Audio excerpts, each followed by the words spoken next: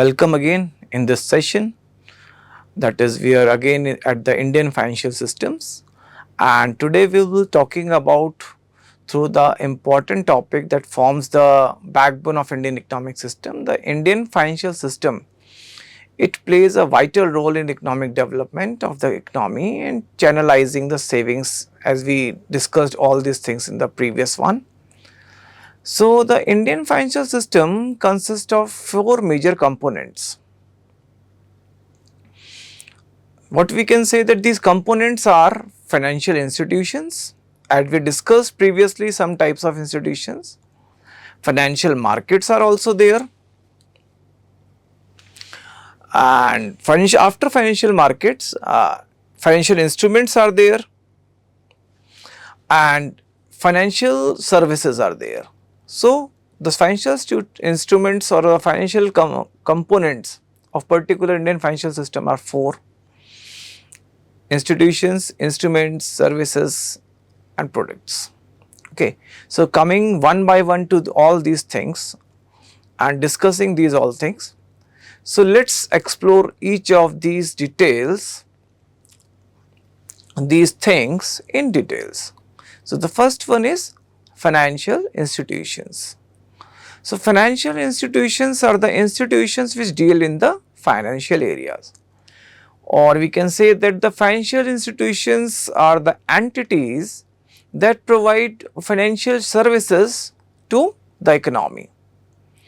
They act as intermediaries between savers and borrowers and are essential for financial intermediation. These institutions can be banking institutions. These are perhaps the most familiar to us. They are categorized into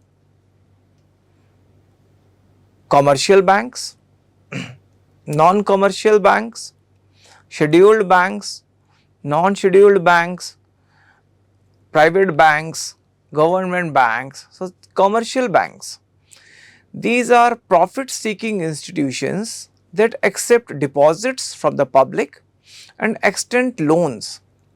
They include, that means commercial bank includes public sector banks like SBI, that is owned by the government, and the private banks also are some commercial banks like ICICI, HDFC, private owned but regulated by the Reserve Bank of India.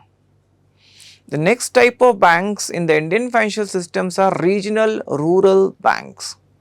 As the name is clear, regional rural banks, those focus on serving rural areas of the economy. Thereafter, the banks like foreign banks, which are stationed or headquarters in different countries but operating in India. Thereafter, some cooperative banks are there. So, these banks operate on the principle of cooperation and are registered under the Cooperative Societies Act. They serve small businesses and rural population and aim to promote financial inclusions. As we discussed in the last lecture also, some non-BFCs are also there, that is non-banking financial institutions. These types of institutions do not accept the deposits, but they work on the other areas. So, these two institutions do not have a banking license, but still provide various financial services such as we can say loan, asset financing and investments. They include organized financial institutions which are regulated by the financial regulators like Reserve Bank of India, or some of the institutions are also regulated by the Security Exchange Board of India. And the other one is unorganized financial institutions, and these includes money lenders, which we can have or which we previously have in the economy, pawn brokers, chit funds, through informal, they play a significant role in rural and unbanked areas where banks are not there. These unorganized financial institutions or financial products plays a dominant role in mobilizing of savings and investments from one place or from the savers to the people, those who have those particular funds and those who need that particular funds. Okay. So, these are some what we can say unorganized financial institutions where we can have the people from there where they are catching the money and from where they are investing the money. Okay. So, now the next component of Indian financial systems are financial markets. After financial institution, the next one is financial markets. Financial markets perform or financial institutions are traded. They help in mobilizing savings and direct them towards the productive investments. So, financial markets can be categorized into money market. What are the money markets? So, money markets are the short term debt market for instruments with maturities of less than 1 year, and it includes the call money market, which is overnight lending between financial institutions.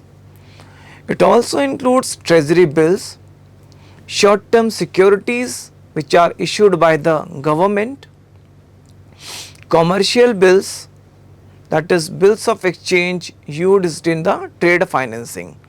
So, trade financing is a method in which we can use the commercial bills to settle out the payments. The second one is that is known as capital market. So, this market deals in long term securities and is further divided into various categories like primary market and secondary market. So, the primary markets are those markets where new securities are issued and sold to investors for the first time.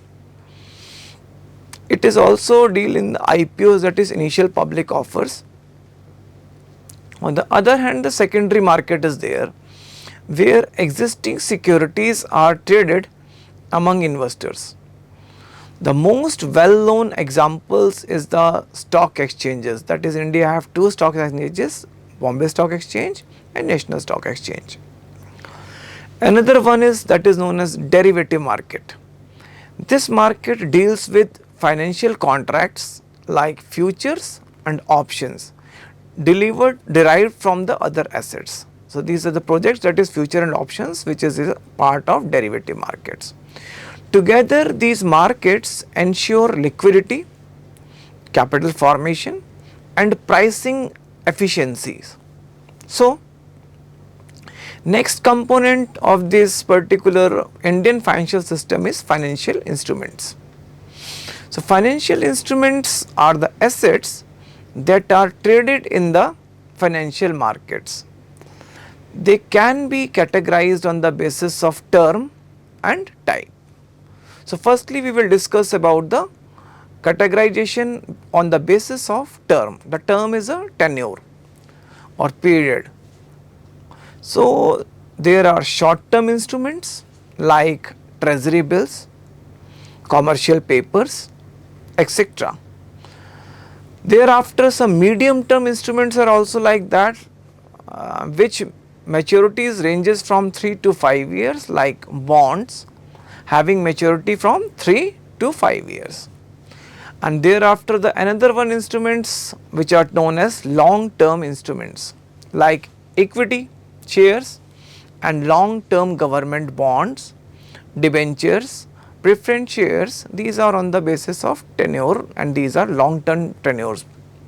Now, coming to the second category, that is what type of instruments. So, the firstly it is primary securities which are directly issued by companies or governments to raise capital like shares, debentures, bonds.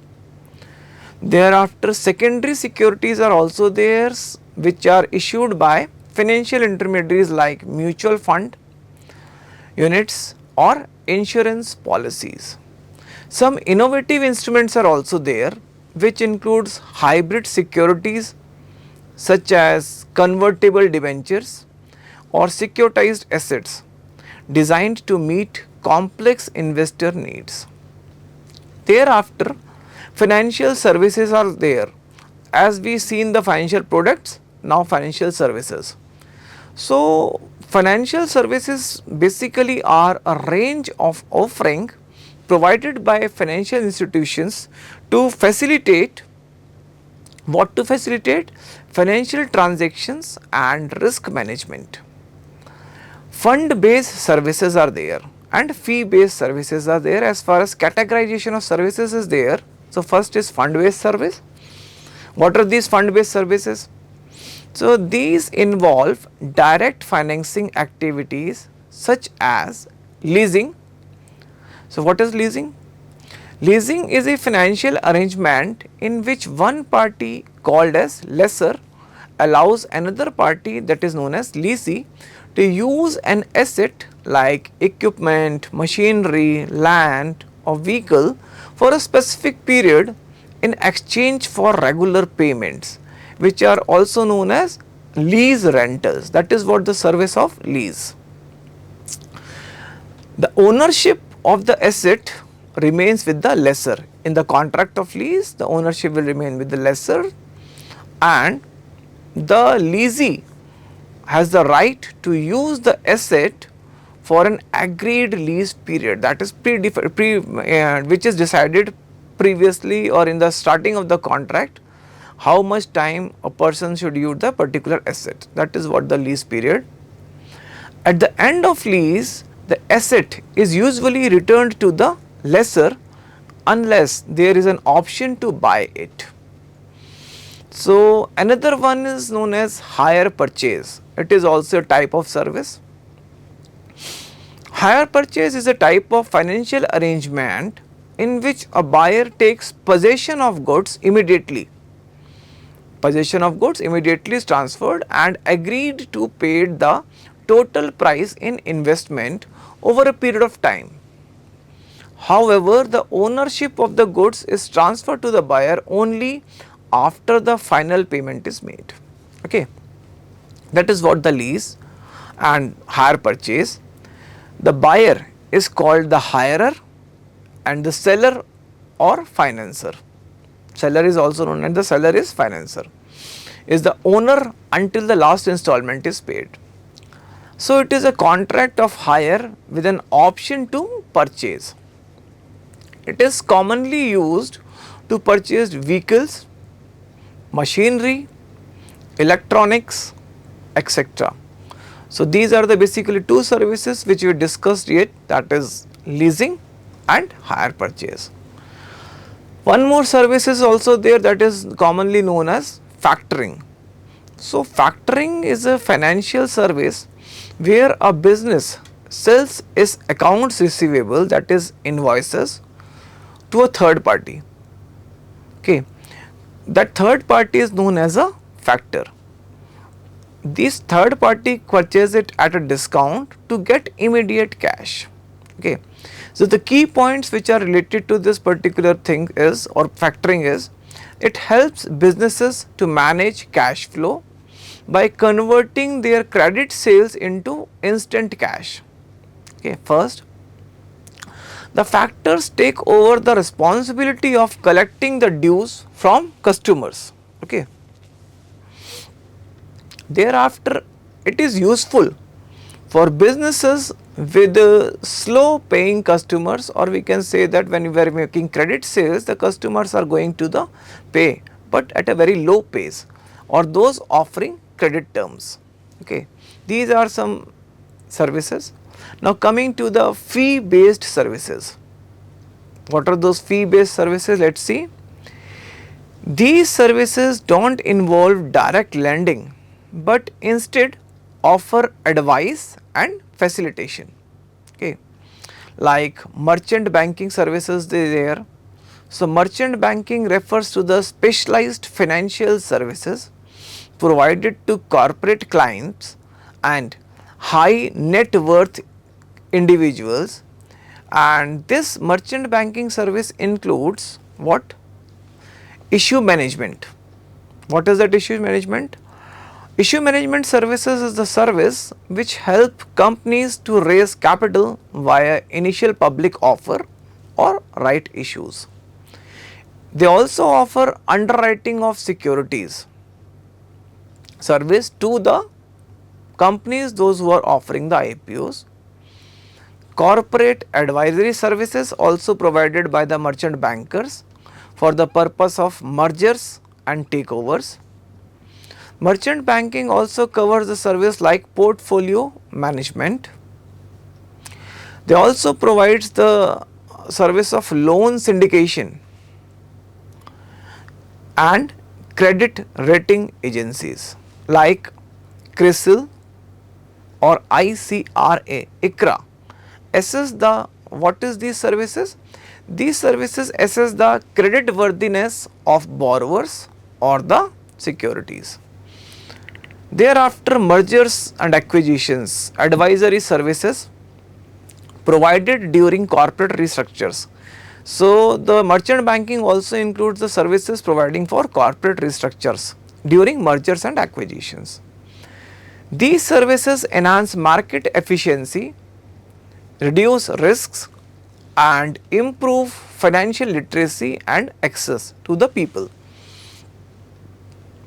We can say that in conclusion, the Indian financial system is a dynamic and a complex infrastructure. What it provides? That integrates what? Integrates institutions like banks, non-banking financial institutions or non-banking financial companies, markets like money market, capital market. In capital market also we have primary market, secondary market. In money market also we have call money market, put money market, these all. Instruments, instruments such as equity instruments, debt instruments or debt securities, hybrid instruments and services including leasing, credit rating and advisory functions. Each of these components of Indian financial system plays a crucial role in building a robust, inclusive and sustainable economy, and understanding them is essential not only for students of finance but for the every responsible citizen and the investors. So, in this session we discussed about the components of Indian financial systems.